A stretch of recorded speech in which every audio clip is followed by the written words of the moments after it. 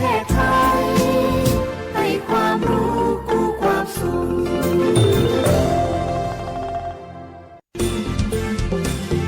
คุณกำลังฟังสวท.แพร่ FM 91 เมกะเฮิรตซ์ใน1 วันเป็นระยะทางเท่าไหร่ที่คุณใช้ชีวิตอยู่บนท้องถนนแล้วถ้ารถชนคุณขับรถชนคนเดินตัดหน้ารถคุณหักหลบรถชนคันอื่นโอ้ยวุ่นวายวุ่นวายจริงเลยไม่เป็นไรครับเพราะรถทุกคันต้องมีประกันภัยรถภาคบังคับหรือพรบคุ้มครองผู้ประสบภัยจากรถพุทธศักราช 2535 สถานการณ์ต่างๆก็ดีขึ้นคำเตือนหากไม่ทำมีโทษปรับไม่เกิน 10,000 บาทขับขี่ปลอดภัยอุ่นใจเมื่อมีพรบคปภ.สำนักงานคณะกรรมการกำกับและส่งเสริมการประกอบธุรกิจประกันภัย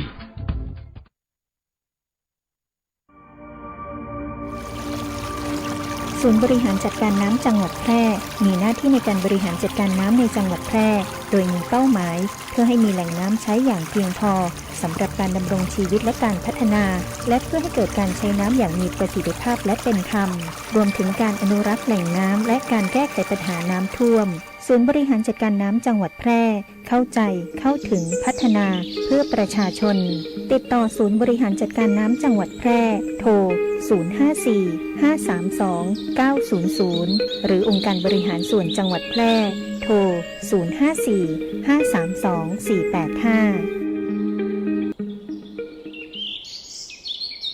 ธนาคารอาคารสงเคราะห์ธนาคารที่ดีที่สุดสำหรับการมีบ้านเรายินดีให้บริการทั้งด้านสินเชื่อและเงินฝากไม่ว่าจะซื้อจะสร้างจะรีไฟแนนซ์จะต่อเติมซ่อมแซมอาคารหรือจะฝากจะถอนหรือซื้อสลากธนาคารอาคารสงเคราะห์ทำให้คนไทยมีบ้านข่าวดีธนาคารอาคารสงเคราะห์ออกหน่วยให้บริการนอกสถานที่ณที่ว่าการอำเภอ2ทุกวันอังคารตั้งแต่เวลา 9:00 นถึง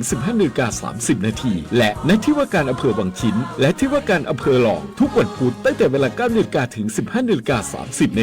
ธนาคารอาคารสงเคราะห์ทำให้คนไทยมีบ้านติดต่อธนาคารอาคารสงเคราะห์สาขาแพร่โทร 054-621-490-5ทำไมราคารอบนี้ถึงสูงกว่าปกติตั้งหลายเท่าเอกสารที่เธอถืออยู่นั่นพี่เป็นคนเซ็นเองอย่าคิดมากมันคือธรรมเนียมของวงการนี้ แต่นี่มันคือเงินภาษีประชาชนนะคะพี่เราไม่ควรปล่อยผ่านอะไรแบบนี้เมย์ฟังพี่นะใครๆเขาก็ทำกันทั้งนั้นอยู่เฉยๆแล้วก็ได้ดีสบายใจไม่เหนื่อยไม่เสี่ยงแต่เมย์ยอมเหนื่อยดีกว่าทำผิดแล้วต้องโกหกตัวเองทุกวันค่ะสวัสดีค่ะดิฉันมีหลักฐานเกี่ยวกับความผิดปกติในกระบวนการจัดซื้อราชการขอแจ้งเรื่องไว้ตรวจสอบค่ะเธอกล้าดีนะพี่เคยอยากทำแบบเธอแต่ไม่กล้ายังไม่สายที่จะเริ่มค่ะพี่ถ้าทุกคนเริ่มด้วยความกล้าความถูกต้องก็จะไม่โดดเดี่ยวอีกต่อไปการป้องกันการทุจริตไม่ต้องใช้กองทัพแต่ต้องใช้ความกล้าของคนธรรมดาเพียงคนเดียวในการเริ่มต้นและวันหนึ่งความกล้านั้นจะเปลี่ยนทั้งระบบได้พบเห็นการทุจริตแจ้งสายด่วนปปชโทร1205สนับสนุนโดยกองทุนปปชและสำนักงานปปชประจำจังหวัดแพร่เป็นอะหยังเนี่ยนาเศร้าหน้าหมองกึดนักกะจะบอกคือเกินหักได้จะได้หรอก็เรื่องหนี้เรื่องสินเนี่ยมันกวนใจมันหาตังออกบ่ได้เนี่ยเอ้าเลยอย่างบอกไปลองปรึกษากองทุนฟื้นฟูและพัฒนาเกษตรกรพอได้ขึ้นทะเบียนเป็นสมาชิกกองทุนไว้กอแน่ถ้าจะยังบ่ฮู้แน่ๆ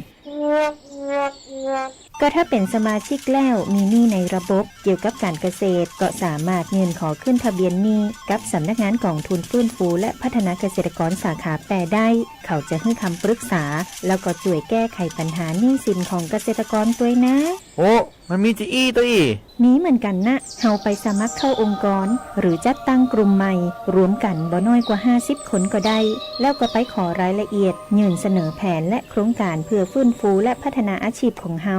แต่ถ้าเฮาบ่มีหนี้บ่มีสินนุ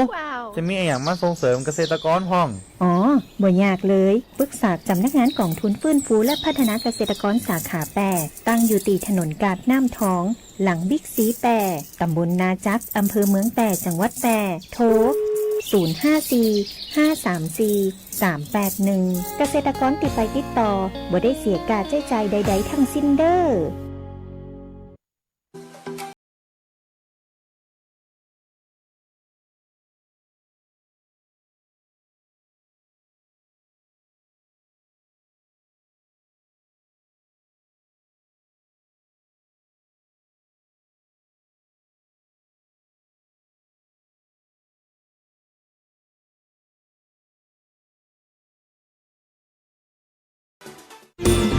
วิทยุแห่งประเทศไทยจังหวัดแพร่ 91 เมกะเฮิรตซ์ ให้ความรู้คู่ความสุข ที่นี่สถานีวิทยุกระจายเสียงแห่งประเทศไทยจังหวัดแพร่ส่งกระจายเสียงด้วยระบบ FM สเตอริโอมัลติเพล็กซ์ความถี่ 91 เมกะเฮิรตซ์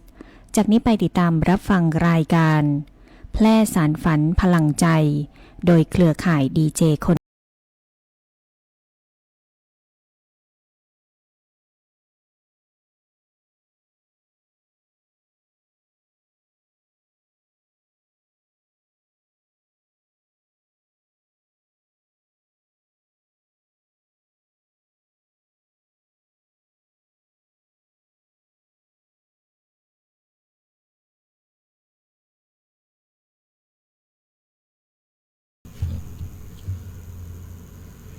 สวัสดีครับ สวัสดีครับ ครับกับปะกันเช่นเคยเนาะทุกเสาร์อาทิตย์นะครับสำหรับวันนี้ก็มาติดที่27 กรกฎาคม 2568 ขึ้น2 ค่ำเดือนเก่าไตเดือน11เหนือก็สำหรับติดนี่ก็ผมก็ท่านประธานอดุลเนาะก็มารวมกันจัดรายการอันนี้สำหรับวันติดเนาะก็ทางท่านประธานเป็นก็คงจะเตรียมข้อมูลไว้หลายเรื่องหลายแล้วทั้งมีสาระและบ่มีสาระหรือว่าจะง่ายฟังม่วนเล่าสู่กันฟังเนาะนาสาระเดี๋ยวสักคำก็ลองฟังท่านประธานเป็น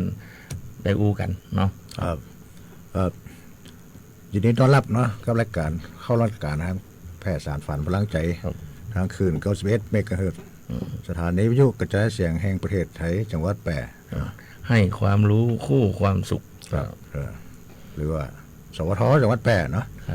ทุกวันเสาร์และวันอาทิตย์เนาะอาทิตย์นี้เอาเป็น2 นมเขาเนาะก็แล้วแต่โปรแกรมแล้วแต่โปรแกรมแต่ตารางที่ตารางของแต่ละเดือนเนาะครับผมครับเวลาดีๆแบบนี้ครับ15 นาฬิกา 10 นาทีจนถึง 16 นาฬิกา1 ชั่วโมงโดยประมาณครับเนาะเช่นเคยครับวันนี้ผมอดุลธนันชัยครับประธานชมรมคนพิการอำเภอหนองมงไคครับครับผมก็ร่วมจัดรายการกับท่านประธานชาลิรัตน์แนวนั้นรองประธานชมรมคนพิการของอำเภอหนองมงไคก็ท่านผู้ฟังก็คงจะติดตามรับฟังกันอยู่เรื่อยๆเนาะก็คงจะรู้จักกันดีเนาะท่านประธานอดุลแล้วก็ผมชาลิรัตน์แนวนั้นนะครับเป็นรองประธานคนพิการอำเภอหนองมงไคนะครับท่านผู้ฟังสามารถติดตามรับฟังรายการแพร่สารฝันพลังใจของเขาได้อีก2 ช่องทางครับเนาะทาง Facebook แฟนเพจสวทแพร่หรือวิทยุออนไลน์สวทแพร่เนาะทางคืน91 เมกะเฮิรตซ์นี่นะครับท่านผู้ฟังมีเรื่องมีเล่าอย่างที่จะให้ประชาสัมพันธ์เกี่ยวกับทั้งบ้านหรือว่าตั้งสถานที่ทำงานของท่านหน่วยงานของท่านจะให้ประชาสัมพันธ์เรื่องเล่าเกี่ยวกับอย่างถ้าหากว่าเรื่องราวของท่านที่จะให้ประชาสัมพันธ์ถ้าผ่านไปทั้งเจ้าหน้าที่ของสวทจะเปิดอนุมัติว่าเอาอากาศได้ก็ยินดีเนาะประชาสัมพันธ์เนาะยินดีประชาสัมพันธ์กับท่านผู้ฟังเพื่อได้รับทราบข่าวสารต่างๆนานาเนาะเพื่อที่เป็นความรู้เกี่ยวกับข่าวสารให้ท่านผู้ฟังได้รับฟังกันอยากจะฟังเพลงอย่างก็สามารถโทรมาขอเพลงได้นะครับกับทางรายการแพร่สารฝันพลังใจเบอร์ของทางสถานีครับเนาะ0545235516ครับตามเบอร์โทรที่ท่านประธานได้ไปเดี๋ยวนี้เนาะก็อยากฟังเพลงอย่างก็อย่างท่านประธานบอกเนาะก็ถ้ามีตั้งรายการเขาก็จะจัดเนาะถ้าบ่มีเขาก็จะคงจะจัดเพลงอื่นแต่ให้ท่านได้รับความสุขจากเสียงเพลงไปเนาะก็โดยเฉพาะกับทางเจ้าหน้าที่ของสวทหรือท่านผอ.สวทแปลก็ยินดีที่จะจัดรายการเพลงให้ท่านผู้ฟังได้รับฟังกันนะครับผ่านพ้นไปแล้วเนาะน้องน้ำน้องวิฟ้าเนาะครับวิฟ้าไปแล้วก็จะมีมันจะมีใหม่มาแถมก็ฝากกับท่านผู้ฟังโดยเนาะโดยเฉพาะคนที่ท่านผู้ฟังที่อยู่ใกล้น้ำเนาะก็ตอนนี้ตัวในเวียงเนาะในเวียงก็แห้งหมดแล้วเนาะทั้งสถานีก็แห้งแล้วเนาะผมนึกว่าวันนี้ให้มาจัดบ่ได้เลยนั่นมันก็บ่แน่เนาะคือธรรมชาติวิกฤตของน้ำเนาะ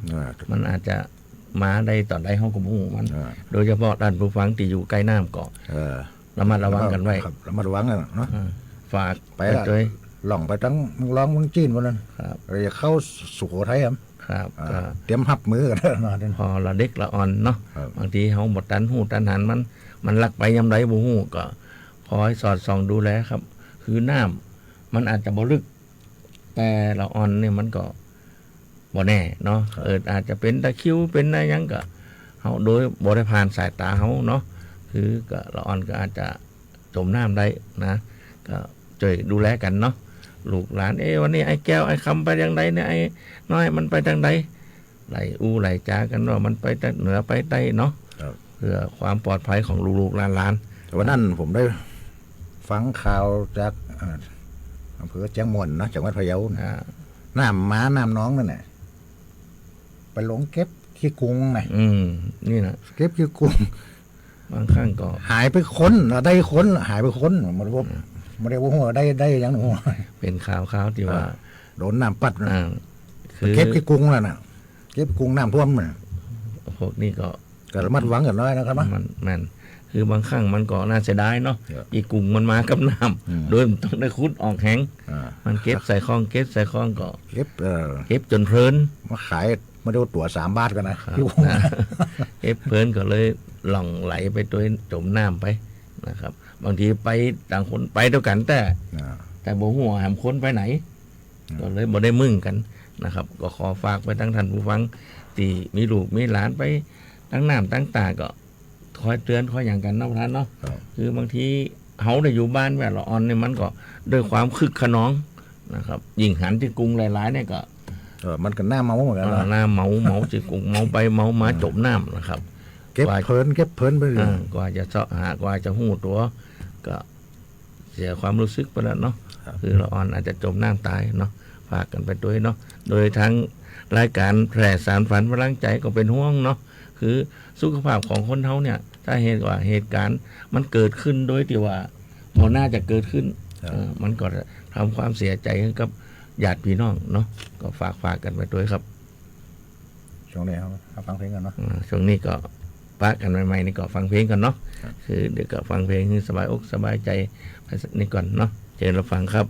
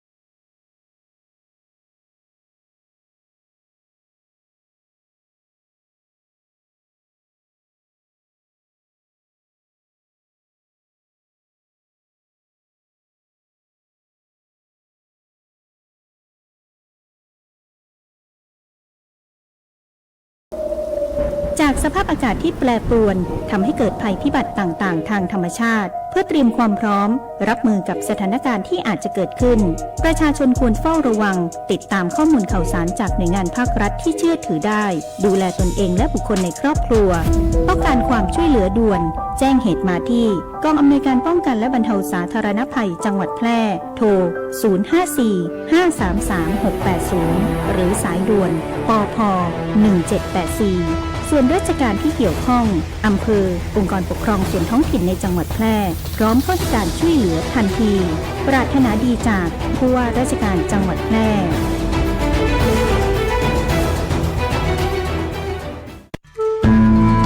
ข่าวสารหน้าหู้อู้ม่วนจวนฟังในช่วงอู้ข่าวเล่าสู่กันฟังครับก็เอาก็มาฟังท่านประธานเนาะเพิ่นจะเอาข่าวสารต่างๆนานามาเล่าสู่ฟังนะครับบ่ฮู้ว่าวันนี้ท่านประธานเพิ่นได้เตรียมข้อมูลข่าวสารอะไรหยังบ่ฮู้เนาะที่จะมาเล่าสู่กับท่านผู้ฟังที่ติดตามรับฟังรายการแพร่สารฝันพลังใจของเฮาในวันอาทิตย์นี้เนาะเชิญประธานเลยครับก็คงจะเป็นข่าวของคนพิการเนาะคนพิการเพราะมันเป็นรายการคนพิการเนาะจากกระทรวงการพัฒนาสังคมและความมั่นคงของมนุษย์แล้วก็โดยผก.นะคือกรมส่งเสริมและพัฒนาคุณภาพชีวิตคนพิการเปิดประชุมยกระดับพัฒนาศักยภาพคนพิการและผู้ดูแลคนพิการสู่การเป็นนักขายมือท้องเพิ่มรายได้อย่างยั่งยืนนะอันนี้โดยนายโชคชัยวิเชียรชัยยะอธิบดีกรมส่งเสริมและพัฒนาคุณภาพชีวิตคนพิการเป็นประธานในพิธีเปิดการอบรมเชิงปฏิบัติการส่งเสริมทักษะการจำหน่ายสินค้าและบริการสำหรับคนพิการและผู้ดูแลคนพิการสู่การเป็น นักขายมือท้องนั่นแหละระหว่างวันที่22ถึงวันที่25กรกฎาคม2568ที่ผ่านมานะครับเนาะครับหน่วยเหนือเป็นกบฏละใจขว้างนะครับคนพิการเหมือนกับพยายามหาข้อมูลหรือว่าอย่างต่างๆนานามาช่วยป้อนความรู้เกี่ยวกับคนพิการการค้าการขายหรือว่าหาอาชีพอย่างนั้นนะหาอาชีพอย่างมาคือพวกเขาที่เป็นคนพิการครับอันนี้เพื่อนำไปประกอบอาชีพในยุคดิจิทัลเนาะแล้วก็ใจสื่อโซเชียลมีเดียในการต่อยอดอาชีพสู่เทรนด์ธุรกิจออนไลน์เพิ่มมาได้ให้แก่คนพิการและผู้ดูแลคนพิการอีกทั้งเป็นความร่วมมือระหว่างพก.ภาครัฐและภาคเอกชนที่มุ่งส่งเสริมทักษะการขายการนำเสนอสินค้าการสื่อสารและความมั่นใจให้แก่คนพิการและผู้ดูแลคนพิการสู่การพัฒนาศักยภาพในอาชีพของตนเองได้อย่างมีประสิทธิภาพทางในระดับครัวเรือนชุมชนไปสู่การมีส่วนร่วมในการขับเคลื่อนเศรษฐกิจฐานรากของประเทศอันนี้จึงเป็นพุ่งเป้าขับเคลื่อนตามนโยบายเรือธงกลยุทธ์การยกระดับเพิ่มขีดความสามารถผ่านการแอปสกิลแล้วก็เรสกิลมุ่งสร้างโปรดักทีฟเวลแฟร์ให้คนพิการพึ่งพาตนเองได้และสามารถเป็นคนพิการต้นแบบเพื่อสังคมท็อป10โดยมุ่งเน้นการพัฒนาศักยภาพคนพิการอย่างรอบคอบอย่างรอบด้านบทจำกัดเพียงการให้สวัสดิการในรูปแบบดั้งเดิมและพัฒนาศักยภาพของคนพิการเพื่อให้สามารถพึ่งพาตนเองได้อย่างยั่งยืนและก็มีบทบาทในการพัฒนาเศรษฐกิจและสังคมรวมกับชุมชนครับเนาะครับก็ท่านผู้ฟังที่เป็นคนพิการหรือผู้สูงอายุถึงแม้ว่าท่านบ่ได้ผ่านการอบรมหรือการศึกษาเกี่ยวกับด้านภาษาอังกฤษนะเขาก็สามารถติดต่อสอบถามไปยังเจ้าหน้าที่ทั้งพม.จังหวัดหรือเจ้าหน้าที่ที่เปิดหู้ว่าเขาสมควรจะใจรักฐานอะไรยังเป็นยังที่จะเข้ามาร่วมงานเกี่ยวกับหน่วยคนพิการและผู้สูงอายุเนาะก็คือขายของทางออนไลน์เนาะก็เขาสามารถสอบถามได้เนาะบางทีเขาบอกเข้าใจแต่ทั้งเจ้าหน้าที่ทั้งเจ้านายหน่วยเหนือเปิ่นเข้าใจเปิ่นก็จะแนะน นะว่าสมควรจะกล้าจะนั่นขายจะนี่นะก็เพื่อให้เราได้มีประสบการณ์นะทำนั้นเนาะจะได้สำเร็จภารกิจเกี่ยวกับการกล้าการขายของคนพิการหรือผู้สูงอายุเราติดต่อสอบถามได้นะครับทางเจ้าหน้าที่เปิ้นนะเปิ้นนะอบรมมีรายได้เนาะได้เสริมด้วยเปิ้นสนับสนุนอาชีพก็ได้เนาะอาจจะเป็นอาชีพเป็นรายได้เสริมเขามีมือถือแล้วเดี๋ยวเนาะสร้างคอนเทนต์นั้นมันจะได้เงินได้ทองนะครับขายของทางออนไลน์เนาะหวังเป็นอย่างยิ่งว่าท่านก็อาจจะสนใจเนาะก็ลองเขาไปสอบถามเพื่อความรู้เพิ่มเติมนะครับไปทางเจ้าหน้าที่ที่เปิ้นมีข้อมูลเกี่ยวกับทางคนพิการผู้สูงอายุเนาะโดยเฉพาะทางเจ้าหน้าที่ของพม.จังหวัดเปิ้นสนับสนุนเต็มที่นะครับครับนี่เป็นข่าวของคนพิการนะครับเนาะในช่วงข่าวเล่าสู่กันฟังครับแต่ถ้าท่านผู้พิการมีอย่างจะเพิ่มเติมหรือว่าจะชี้แจงเกี่ยวกับข่าวอย่างต่างๆเกี่ยวกับทางบ้านท่านหรือว่าข่าวสารที่ท่านได้รับทราบมาก็สามารถโทรแจ้งมาตอนนี้ก็ได้อยู่แล้วผม2คนก็จะประชาสัมพันธ์รายการของท่านนะครับเบอร์โทรศัพท์ย่ำกันเนาะ0545235516ครับตามเบอร์โทรศัพท์ที่ท่านประธานได้แย่งกี้เนาะก็หวังเป็นอย่างยิ่งว่าคงจะได้รับความร่วมมือร่วมใจกับท่านผู้ฟังเนาะมีอย่างเฮาอู้เฮาจ๋ากันนะครับเนาะเฮาปีหู้น้องปีหู้สองน้องหู้นึงนะเฮากลับมาช่วยประชาสัมพันธ์ได้รับทราบกันนะครับโดยเฉพาะทางประชาสัมพันธ์ของหน่วยงานของคนพิการเนาะก็โดยการสนับสนุนจากทางพม.จังหวัดก็จะสนับสนุนให้คนพิการได้มีอาชีพมีศักยภาพในการการจาเกี่ยวกับรายการของคนพิการและผู้สูงอายุครับติชมมาได้เลยครับเนาะท่านผู้ฟังที่ได้รับฟังรายการของเฮาอยู่นะครับมันเป็นจะได้ประทานหรือผมจะได้บ่ถูกบ่ต้องหรือบ่มีข่าวสารอะไรหยังก็เสนอกันมาเนาะครับท่านผู้ฟังที่พอทางโทรศัพท์เนาะทางมือถือเนี่ยถ้าเข้ามารายการนี่ก็ฝากกดไลค์กดแชร์ครับนะก็ฝากช่วยกดไลค์กดแชร์กันไปเนาะเพื่อการสนับสนุนนะครับผู้จัดถึงไม่ยิงประจายเนาะก็เป็นกำลังใจเนาะเป็นกำลังใจโดยทั้งผมประจาย2คนเราไม่ยิงอีก2คนก็จะช่วยนำรายการอย่างต่างๆนั้นนะที่มีความรู้เข้ามาให้ท่านผู้ฟังได้รับทราบกันนะครับช่วงนี้ก็ฟังเพลงก่อนเนาะฟังเพลงก่อนเนาะเดี๋ยวก็มาหาข้อมูลเกี่ยวกับหลายๆข้อมูลที่ท่านประธานกับผมหามาเพื่อจะมาประชาสัมพันธ์ให้กันท่านผู้ฟังได้รับทราบกันนะครับมีอย่างกับโทรศัพท์มาเตือนกันได้ครับ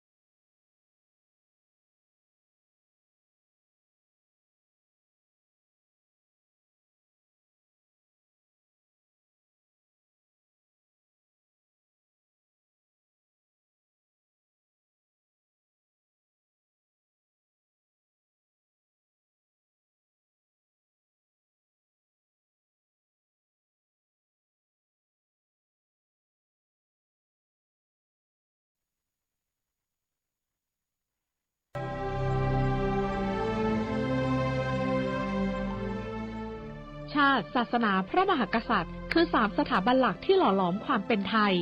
ชาติที่มั่นคงเกิดจากประชาชนที่รักและสามัคคีศาสนาที่สงบสุขคือเครื่องยึดเหนี่ยวจิตใจและพระมหากษัตริย์ทรงเป็นศูนย์รวมแห่งความจงรักภักดีความรักและความสามัคคีคือรากฐานของประเทศไทยที่ยั่งยืนสำนักงานประชาสัมพันธ์ที่ 3 กรมประชาสัมพันธ์แบ่งกันปั่นความหู้ในช่วงนานาสาระ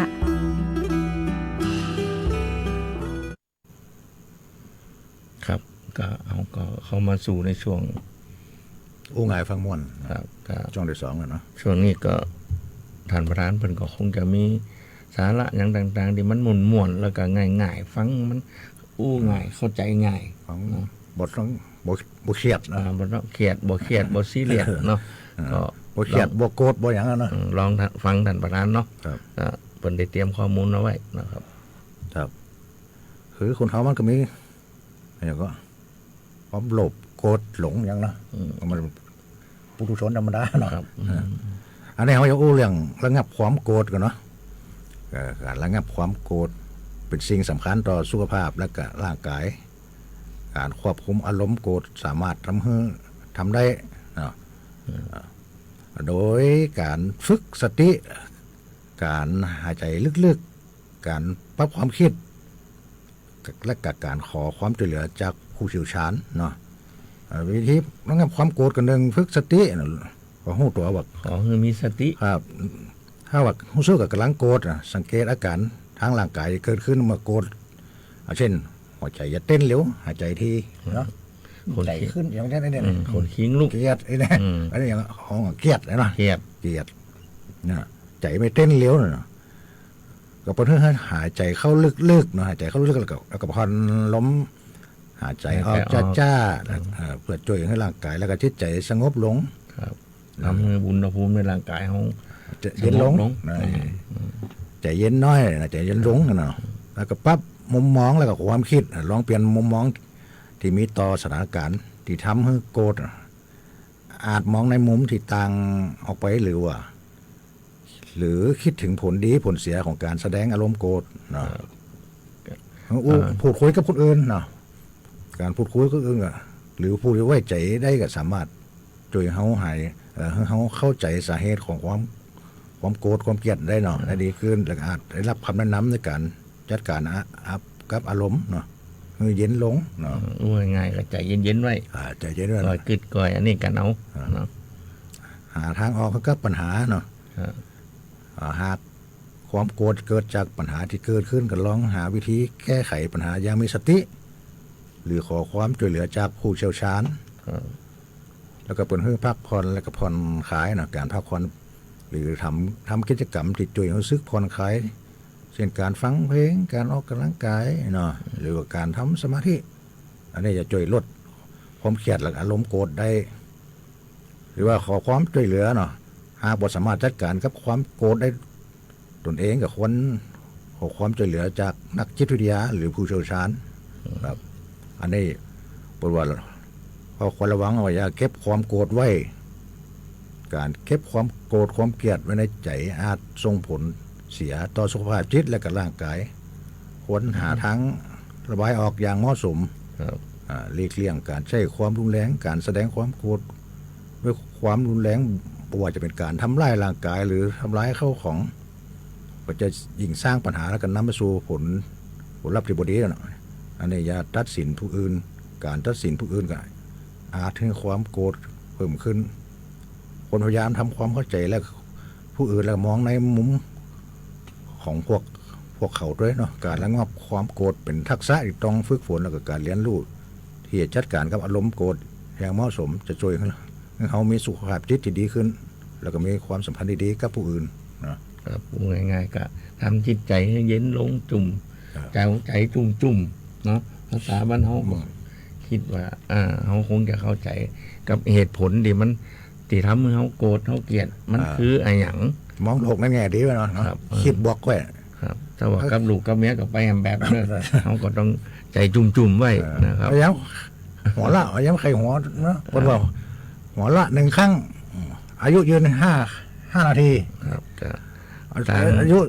หัวละ2 ครั้ง อายุยืน10 นาที10 นาทีนะยืดอายุไปครับถ้าหัวละทั้งวันก็คือบาละคนบา แต่ทางรายการแพร่สารฝันพลังใจก็ขอฝากเนาะเขาใจเย็นๆกันไว้ใจจุ่มๆกันไว้บางทีคนเขามันมีความเครียด มันก็มีเนาะ มันถึงมีครับก็เขาอดได้ก็เจ้าว่าผมบอกกี้นะใจจุ่มๆเอาไว้นะบางทีตัวผมเองในท่านประธานก็คงจะทำอะไรแต่ว่าก็จะพยายามแก้ไขปัญหาทุกสิ่งทุกอย่างที่มันเกิดขึ้นแล้วตัวเขาคือไปในทางดีๆเนาะเขาก็ลูกเมียก็ก่อยอู้ก่อยจ้าเพื่อนฝูงก็ก่อยอู้ก่อยจ้ากันอันนั้นนะเป็นเจ้านี่อันนี้เป็นเจ้านั่นก็ก่อยวางแผนกันดีๆเนาะเพื่อจะทำให้สุขภาพของเขาได้มีความอันนี้ขึ้นเนาะหายเครียดหายโกรธหายหลงกันเนาะโกรธคือโง่โมโหคือบ้า นะครับ ไม่โกรธดีกว่าจะได้ไม่บ้าไม่โง่ กรรมเหมือนกันถึงมีบอกไว้เนาะต่างฐานประธานเพิ่นก็เอากรรมเดียวว่าเป็นกรรมของห้องกรรมมาอย่างนั้นดีเป็นคำเปรียบเปยอย่างกันเนาะก็คนเขาก็ย่อมจะเข้าใจในตัวเองดีเนาะว่าการที่เขาเกลียดเขาโกรธมันจะเป็นผลเสียก็เลยต้องระงับใจตัวเองได้เนาะก็บางทีก็บางคนก็ว่ามันว่าใจพระเจ้ามันก็ถูกเหมือนกันครับ แต่เขาก็ต้องทำใจให้จุ่มกันไว้เนาะเผื่อปัญหาต่างๆมันจะได้บ่เกิดขึ้นเนาะก็ยังดีกว่าที่เขาบ่ทำใจเนาะก็ทางรายการแพร่สารฝันพลังใจก็จะพยายามหากรรมที่มาช่วยอันนี้ท่านผู้ฟังได้มีจิตใจที่เย็นลงเนาะก็เขาก็ช่วยกันอู้กันจาบอกต่อกันไปด้วยนะครับการที่เขาทำเกลียดเขาโกรธกันเนี่ยมันถึงบ่ดีเนาะมันจะเกิดปัญหาที่ว่าอาจจะเป็นนั่นนี่กันได้เนาะเป็นเขาห้องเป็นศัตรูกันด้วยความเกลียดความโกรธเนาะก็ฝากกันไว้ด้วยเนาะครับช่วงนี้ครับฟังเพลงก่อนเนาะเดี๋ยวก็เข้ามาสู่ในช่วงสุดท้ายนะช่วงนานาสาระเนาะเชิญรับฟังครับ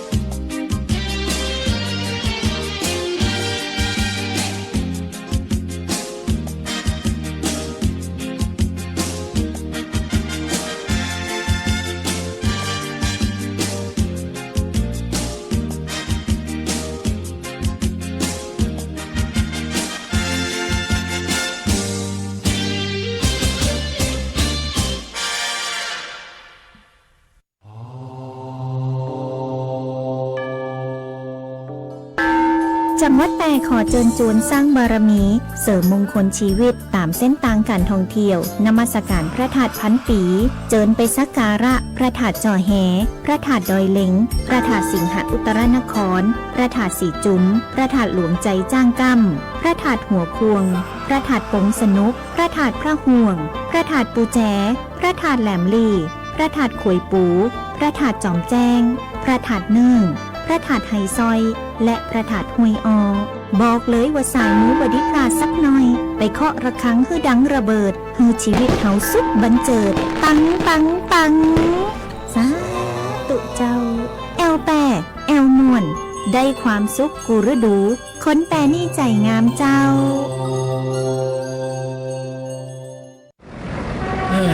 รถมาติดอย่างกันนักกันนะก็ขยับขยื่นเลยฮันดูซ้ายว่างแซงไปเลยไทยอย่าดีโอ้โหแซงซ้ายบ่ได้เนอะนั่นมันไหลตางนะเฮาบ่ฮู้นะว่าแซงขึ้นไปแล้วเนี่ยจะปะไอ้หยังพ่องตึงรถถีบรถเครื่องคนเดินเท้ารถติดจอดลุเหรอสัตว์เลี้ยงแหมก็ว่ากองวัสดุต่างๆมันเสี่ยงต่อการเกิดอุบัติเหตุนะจ้าเข้าใจแล้วจ้าบ่แซงก็ได้ขับรถมีน้ำใจรักษาวินัยจราจรด้วยความปรารถนาดีจากสถานีวิทยุกระจายเสียงแห่งประเทศไทยจังหวัดแปรกรมประชาสัมพันธ์แบ่งกันปั่นความหู้ในช่วงนานาสาระครับช่วงนี้ก็ช่วงสุดท้ายเนาะช่วงนานาสาระโดยที่ท่านประธานบนกอบมีข้อมูลนานาสาระหลายสาระที่จะมามากล่าวเล่าสู่ท่านผู้ฟังได้รับฟังกันครับตรงนานาสาระตรงนี้เนาะตรงนี้มันเป็นเข้าหน้าฟ้าหน้าฝนเนาะเป็นหน้าฟ้าหน้าฝนแล้วฝากกันไปด้วยดันเด็กละอ่อนเนอะครับผลว่าเป็นไข้หน้าฝนเนี่ยบริชลาใจนะเป็นไข้หน้าฝนเนาะมันเทียบอากาศเราก็โควิด19เลยหรือว่าเป็นไข้เลือดออกเนาะก็คือหน้าฝนนี่ก็ด้วยมากกับมันยุงหนักเนาะระวังไข้เลือดออกเนาะไข้เลือดออกมันก็จะมากับยุงหรือสภาพอากาศเปลี่ยนแปลงทำให้หลายคนป่วยออดแอดมีเหตุต้องยิบ ATK มาตรวจอยู่ตลอดก็ขึ้น2 ขีดแสดงว่าติดโควิด19แล้วนี่ก็รักษากันไปเนาะแต่หลายคนก็ตรวจแล้วขึ้นขีดเดียวถือว่าบ่ติดโควิดนะอันแต่ว่าสังเกตอาการแล้วนี่มันบ่จะเหมือนไข้หวัดทั่วไปเนาะไข้ถ้าเทียบอาการโควิด19กับไข้เลือดออกนะซึ่งระยะหลังมีคนไทยป่วยเป็นโรคไข้เลือดออกจำนวนนักนะโรคเนี่ยหากบ่รักษาทันท่วงทีเสี่ยงอันตรายถึงชีวิตโดยเฉพาะกลุ่มเด็กเล็กเนาะครับคือไข้เลือดออกจะมีอาการไข้ขึ้นสูงแล้วก็ประมาณ 2-7 วันผื่นหน้าแดงปวดศีรษะปวดเมื่อยเบื่ออาหารขื่นไส้อาเจียนปวดท้องอ่อนเพลียรับประทานอาหารได้น้อยบางรายกับจะมีอาจมีถ่ายดำเหลือถ่ายเป็นเลือดถ้ารุนแรงอาจเห็นจุดเลือดออกสีแดงเล็กๆตามผิวหนังอันนี้มักบ่จะพบอาการไอหรือมีน้ำมูกหากหายใจลำบากหรือปอดอักเสบแต่ส่วนโควิด19จะมีไข้ต่ำถึงสูงปวดเมื่อยตามตัวเจ็บคอไอแห้งหรือมีเสมหะมีน้ำมูกหอบเหนื่อยหายใจลำบากปอดอักเสบในหลายถึงรุนแรงอาเจียนอ่อนเพลียต้องเสียมีบางหลายมีเลือดออกตามผิวหนังดังในโควิด19กับบางสถานยังมีอาการเพิ่มเติมคือเยื่อบุตาอักเสบขันตาขี้ตาเหนียวลืมเปลือกตาบวกขึ้นมีผื่นขันเนาะนี่ครับวันนี้ประมาทเนาะครับใครท่านผู้ฟังมีอาการอย่างที่ท่านประธานเรามาเนี่ยกะทางที่ดีกะไปหาหมอแล้วหาหมออย่างเดียวนะครับหมอเปิ่นจะวินิจฉัยออกว่าเขาเป็นยังเปิ่นก็จะได้รีบรักษาตันนะครับฝากกันไปตัวเนาะบางทีเขาก็อาจจะดื้อทำท่าเป็นว่ามันจะเป็นยังตัวยังบดใจนะครับเป็นยังบ่เป็นยังทางที่ดีก็ไปหาหมอก่อนวันนี้ไปประมาทครับนั่นประมาทหน้าฝนนี่มันมีโรคหลายอย่างบางครั้งเขาไอ้โรคที่มันจะเข้าเขาเนี่ยมันแป๊บเดียวก็เขาอาจจะบดตันละนะรักษาบดตันมันอาจจะคือรายแรงมาลุ้นเนาะคือก็ฝากกันไปด้วยทางที่ดีก็เอาซึกตัวอย่างดีธรรมดาเป็นอู้ก็ ไปหาหมอ ครับถ้าว่าเป็นไข้เลือดออกเนี่ยเป็นมันบ่มียาต้านเชื้อไวรัสเนาะ ครับ เป็นการรักษาตามอาการ มีไข้ก็ให้เช็ดตัวแล้วก็รับประทานยาพาราเซตามอลลดไข้ตรงนั้นเป็นห้ามใจแอสไพรินไอบูโพเฟนเนาะ หายก็หายบ่หายก็ไปไว้ๆไปตามนั้นเนาะ ตามอาการเนาะ ตามอาการก็ฝากกันไปด้วยเนาะครับ แล้วเขาก็พ่อแม่ผู้ปกครองพาจุ่มน้ำเจ็ดตัวเนาะ รักษาสุขภาพกันเนาะ มันก็ช่วยลดไข้ด้วยเนาะ คือเขาคือจริง ๆ แล้วคนเขาเนี่ยสามารถปัญหาเฉพาะหน้าเนาะเขาเป็นจะได้เขาหูตัวเขาอยู่ตัวห่อนตัวจะได้ก็รักษาไปตามนั้นเนาะครั้งดีๆก็ไปหาหมอเพิ่นก็วินิจฉัยออกมาว่าเป็นไข้เลือดออกเนอะเป็นนั่นนี่เนอะเพิ่นก็ให้ยามารักษากันนะครับ มันก็ตามมีตามเกิดเนาะฝากกันไปด้วยเนาะทางที่ดีครับหู้ซึกว่าเขามีอาการทางที่ดีก็คือไปหาหมอเนาะบ่ต้องมาอาศัยปีใส่น้องอยู่ตามบ้านมันถึงหายบ่ใจนะครับ ไปหาหมอคือหมอเขาหู้ดีกว่าหมอนะเขาอาจจะวินิจฉัยโรคได้ว่าเป็นนั้นเป็นอันนี้นะครับ ผมทางรายการแพร่สารฝันพลังใจก็ขอฝากกันไปด้วยเนาะรักษาสุขภาพของตัวเองไว้นะครับ โดยเฉพาะโรคภัยไข้เจ็บต่างๆนานาเนี่ยบางทีเขาอาจจะเป็นอย่างนั้นเนี่ยมันเป็นกรรมที่ว่าออกจากใจของคนเขาเนี่ยบางทีว่ามันจะเป็นอย่างนี่มันเป็นที่แท้นะ มันเป็นได้ก็หายได้ทีแท้ก็ไข้นี่นักมันมาลุ้นเนาะครับการเจ็บป่วยไข้นี่มันต้องหาหมออย่างเดียวเนาะหมอหูดีกว่าเขานะครับเขาเปิดเรียนมาศึกษามาหมอเรียนหมอลูกครับก็ฝากกันตัวเนาะสำหรับวันนี้ก็คงจะลากันไปก่อนเนาะเพราะว่าเวลาก็เหลือน้อยแล้วเนาะก็เขาก็ไปป้ากันใหม่ในวันเป็นเดือนหน้าละเดือนหน้าเนาะวันเสาร์เป็นวันเสาร์วันที่ครับวันเสาร์ที่ขอบคุณท่านผู้ฟังครับที่ติดตามรับฟังรายการแพร่สารฝันพลังใจของเขาก็ขอบคุณทางพมจ.8ด้วยเนาะครับขอบคุณทั้งเจ้าหน้าที่และทั้งผอ.สวท.8เป็นการสนับสนุนเนาะก็ฝากกับท่านผู้ฟังช่วยมีประชาสัมพันธ์ครับข่าวอย่างต่างๆนานาที่ท่านจะให้ออกอากาศก็บอกกันมาเนาะว่าเขาจะได้ประชาสัมพันธ์ทั้งหน่วยงานของท่านได้รับทราบกันนะครับสำหรับวันนี้ผม2 คนก็คงจะจากลากันไปก่อนครับสวัสดีครับ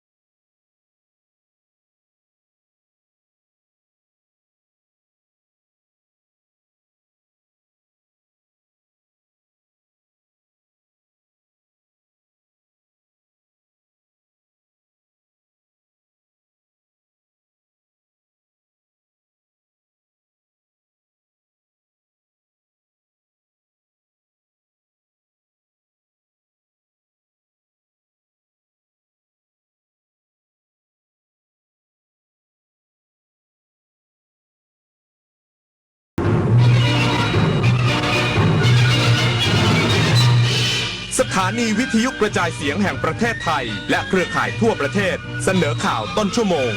รู้เร็วรู้จริงเกาะติดทุกสถานการณ์